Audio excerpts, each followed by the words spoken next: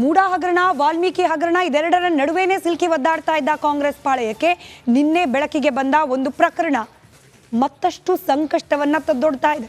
In fact ವರ್ಗಾವಣೆ ದಂಧೆ ನಡೀತಾ ಇದೆ ಕಾಂಗ್ರೆಸ್ ಸರ್ಕಾರ ಬಂದ ನಂತರದಲ್ಲಿ ಅಂತ ಹೇಳಿ ಈ ಅವಧಿಯಲ್ಲಿ ಕಾಂಗ್ರೆಸ್ ಸರ್ಕಾರ ರಚನೆಯಾಗಿ ಮೊದಲ ಅಧಿವೇಶನದ ಸಂದರ್ಭದಲ್ಲೇನೆ ಪ್ರಸ್ತಾಪ ಮಾಡಿದ್ರು ಕುಮಾರಸ್ವಾಮಿ ಅವರು.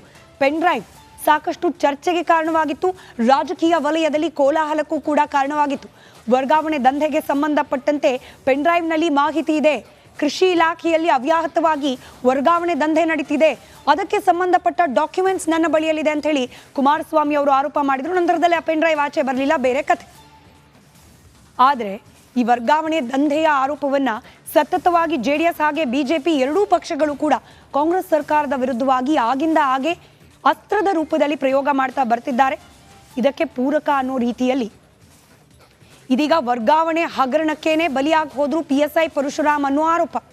ಯಾದಗಿರಿ ಶಾಸಕ ಚೆನ್ನಾರೆಡ್ಡಿ ಮೇಲೆ ಲಂಚದ ಆರೋಪ, 30 ಲಕ್ಷ ರೂಪಾಯಿ ಬೇಡಿಕೆಯನ್ನ ಇಟ್ಟಿದ್ರು. ಅದೇ ಪೋಸ್ಟಿಂಗ್ ಅಲ್ಲಿ ಮುಂದುವರಿಬೇಕು ಅಂದ್ರೆ PSI ಪರಶುರಾಮ್ ಅವರ ಬಳಿಯಲ್ಲಿ ಇದೇ ಒಂದು ಒತ್ತಡಕ್ಕೆ ಸಿಲುಕಿ ಸಾವಿಗೀಡಾದ್ರು PSI ಪರಶುರಾಮ್ ಅನ್ನೋ ಆರೋಪ ಖುದ್ದು ಆ PSI ಅವರ ಕುಟುಂಬಸ್ಥರೇ ಮಾಡ್ತಿದ್ದಾರೆ. ಯಾವಾಗ ಪ್ರಕರಣ ಮಾಧ್ಯಮಗಳಲ್ಲಿ ವರದಿ ಆಯಿತು, ಚೆನ್ನಾರೆಡ್ಡಿ ಪಾಟೀಲ್ ಹಾಗೆ ಪುತ್ರ ಪಂಪಣ್ಣಗೌಡ ಇಬ್ರು ಕೂಡ ನಾಪತ್ತೆಯಾಗಿದ್ದಾರೆ.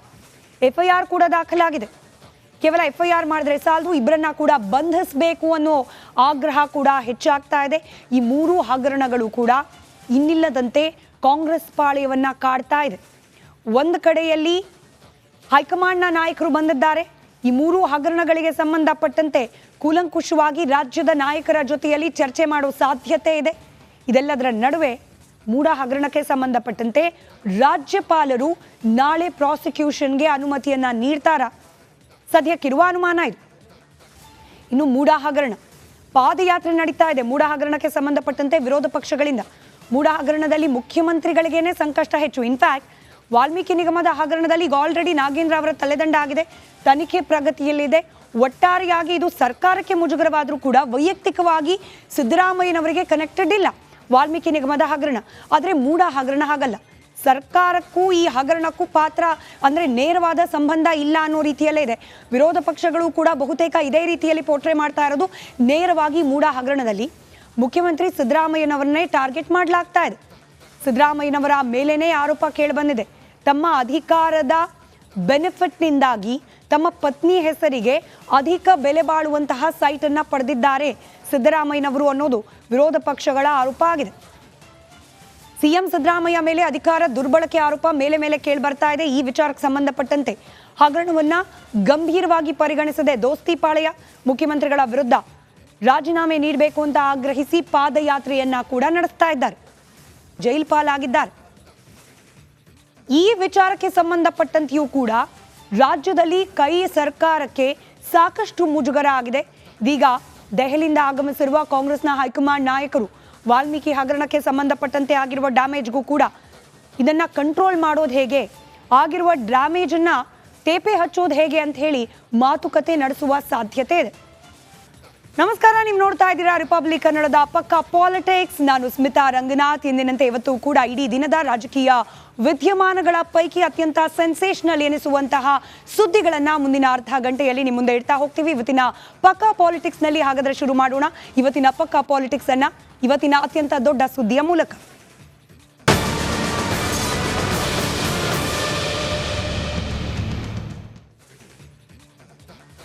ಕಳೆದ 15ಕ್ಕೂ ಹೆಚ್ಚು ದಿನಗಳಿಂದ ಅದರಲ್ಲೂ ಕಲಾಪ ಪ್ರಾರಂಭವಾಗಿ ಮುಗಿಯೋವರೆಗೂ ಹೆಚ್ಚು ಸದ್ದು ಮಾಡಿದ ವಿಚಾರ ಅಂದ್ರೆ ಮುಖ್ಯಮಂತ್ರಿ ಸಿದ್ದರಾಮಯ್ಯನವರ ವಿರುದ್ಧವಾಗಿ ಕೇಳೋಕೆ ಸಿಕ್ಕ ಮೂಡ ಸೈಟ್ ಹಗರಣ. ಮೂಡ ಸೈಟ್ ಹಗರಣದಲ್ಲಿ ಮುಖ್ಯಮಂತ್ರಿಗಳಿಗೆ ಸಂಕಷ್ಟ ಇದೀಗ ಮತ್ತಷ್ಟು ಹೆಚ್ಚಾಗೋ ಸಾಧ್ಯತೆ ದಟ್ಟವಾಗ್ತಾ ಇದೆ. ಅದರಲ್ಲೂ ರಾಜ್ಯಪಾಲರ ಅಂಗಳಕ್ಕೆ ತಲುಪಿದೆ ಪ್ರಕರಣ. ಇದೀಗ ನಾಳೆಯೇ ಪ್ರಾಸಿಕ್ಯೂಷನ್ಗೆ ಅನುಮತಿಯನ್ನ ನೀಡ್ತಾರಾ ರಾಜ್ಯಪಾಲರು? ಅನುಮಾನ ದಟ್ಟವಾಗ್ತಾ ಇದೆ. ರಾಜ್ಯಪಾಲ ಥಾವರ್ ಚಂದ್ ಗೆಹ್ಲೋಟ್ರಿಂದ ಪ್ರಾಸಿಕ್ಯೂಷನ್ಗೆ ಅನುಮತಿ ಸಿಗೋ ಸಾಧ್ಯತೆ ಕಂಡು ಬರ್ತಾ ಇದೆ. ಸದ್ಯಕ್ಕೆ ದೆಹಲಿಯಲ್ಲಿದ್ದಾರೆ ಗವರ್ನರ್ ಗೆಹ್ಲೋಟ್. ಗವರ್ನರ್ ನಾಳೆ ಬೆಂಗಳೂರಿಗೆ ವಾಪಸ್ ಹಾಕುವ ಸಾಧ್ಯತೆ ಕೂಡ ಇದೆ. ಮುಖ್ಯಮಂತ್ರಿಗಳಿಗೆ ನಾಳೆ ಅತ್ಯಂತ ಮಹತ್ವದ ದಿನವಾಗುವ ಸಾಧ್ಯತೆ. ಈಗಾಗಲೇ ರಾಜ್ಯಕ್ಕೆ ಕಾಂಗ್ರೆಸ್ನ ಹೈಕಮಾಂಡ್ ನಾಯಕರು ಸುರ್ಜೇವಾಲಾ ಇತ್ಯಾದಿ ರಾಜ್ಯ ಪ್ರವೇಶ ಮಾಡಿದ್ದಾರೆ. ನೀವು ಅದಕ್ಕೆ ಸಂಬಂಧಪಟ್ಟ ಫೋಟೋವನ್ನ ಕೂಡ ಗಮನಿಸ್ತಾ ಇದ್ದೀರಿ. ಒಂದ್ ಕಡೆ ಕಾಂಗ್ರೆಸ್ನ ಹೈಕಮಾಂಡ್ ನಾಯಕರ ಆಗಮನ, ಮತ್ತೊಂದು ಕಡೆಯಲ್ಲಿ ದೆಹಲಿಯಲ್ಲಿರುವ ರಾಜ್ಯಪಾಲರು ನಾಳೆ ಬೆಂಗಳೂರಿಗೆ ವಾಪಸ್ ಆಗ್ತಾ ಇದ್ದ ಹಾಗೆ ಮುಖ್ಯಮಂತ್ರಿಗಳ ವಿರುದ್ಧ ಮೂಡಾ ಹಗರಣಕ್ಕೆ ಸಂಬಂಧಪಟ್ಟಂತೆ ತನಿಖೆಗೆ ಅನುಮತಿಯನ್ನ ನೀಡುವ ಸಾಧ್ಯತೆ ದಟ್ಟವಾಗ್ತಾ ಇದೆ. ಇನ್ ಕೇಸ್ ಪ್ರಾಸಿಕ್ಯೂಷನ್ಗೆ ಅನುಮತಿಯನ್ನ ನೀಡಿದ್ದೇ ಆದಲ್ಲಿ ಸಿದ್ದರಾಮಯ್ಯ ಅವರಿಗೆ ನೈತಿಕ ಧರ್ಮ ಸಂಕಟ ಎದುರಾಗುವ ಎಲ್ಲ ಸಾಧ್ಯತೆಗಳು ಕೂಡ ಇದೆ. ಕಾನೂನಾತ್ಮಕವಾಗಿ ಮುಖ್ಯಮಂತ್ರಿ ಪದವಿಯಿಂದ ಇಳಿಲೇಬೇಕು ಅನ್ನೋ ಕಡ್ಡಾಯ ಇಲ್ಲ. ಪ್ರಾಸಿಕ್ಯೂಷನ್ಗೆ ಅನುಮತಿ ನೀಡಿದ್ರೂ ಕೂಡ ಮುಂದುವರಿಯುವ ಸಾಧ್ಯತೆ ಇದ್ದೇ ಇದೆ. ಆದರೆ ನೈತಿಕ ಪ್ರಶ್ನೆ ಎದುರಾಗುತ್ತೆ. ತನಿಖೆ ನಡೀತಿರೋ ಸಂದರ್ಭದಲ್ಲಿ ಮುಖ್ಯಮಂತ್ರಿ ಪದವಿಯಲ್ಲಿ ಮುಂದುವರಿಬಹುದಾ ಸಿದ್ದರಾಮಯ್ಯನವರು ಅನ್ನೋ ಪ್ರಶ್ನೆ. ನಮಸ್ಕಾರ, ನೀವು ನೋಡ್ತಾ ಇದ್ದೀರಾ ರಿಪಬ್ಲಿಕ್ ಕನ್ನಡದ ಪಕ್ಕಾ ಪಾಲಿಟಿಕ್ಸ್. ನಾನು ಸ್ಮಿತಾ ರಂಗನಾಥ್. ಎಂದಿನಂತೆ ಇವತ್ತು ಕೂಡ ಇಡೀ ದಿನದ ರಾಜಕೀಯ ವಿದ್ಯಮಾನಗಳ ಪೈಕಿ ಅತ್ಯಂತ ಸೆನ್ಸೇಷನಲ್ ಎನಿಸುವಂತಹ ಸುದ್ದಿಗಳನ್ನ ಮುಂದಿನ ಅರ್ಧ ಗಂಟೆಯಲ್ಲಿ ನಿಮ್ಮ ಮುಂದೆ ಇಡ್ತಾ ಹೋಗ್ತೀವಿ. ಇವತ್ತಿನ ಪಕ್ಕಾ ಪಾಲಿಟಿಕ್ಸ್ ನಲ್ಲಿ ಹಾಗಾದ್ರೆ ಶುರು ಮಾಡೋಣ. ಇವತ್ತಿನ ಪಕ್ಕಾ ಪಾಲಿಟಿಕ್ಸ್ ಅನ್ನ ಇವತ್ತಿನ ಅತ್ಯಂತ ದೊಡ್ಡ ಸುದ್ದಿಯ ಮೂಲಕ.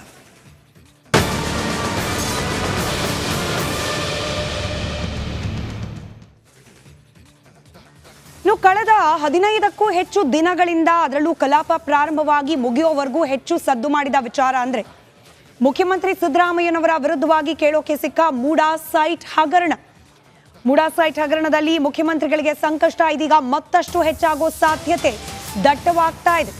ಅದರಲ್ಲೂ ರಾಜ್ಯಪಾಲರ ಅಂಗಳಕ್ಕೆ ತಲುಪಿದೆ ಪ್ರಕರಣ. ಇದೀಗ ನಾಳೆಯೇ ಪ್ರಾಸಿಕ್ಯೂಷನ್ಗೆ ಅನುಮತಿಯನ್ನ ನೀಡ್ತಾರಾ ರಾಜ್ಯಪಾಲರು?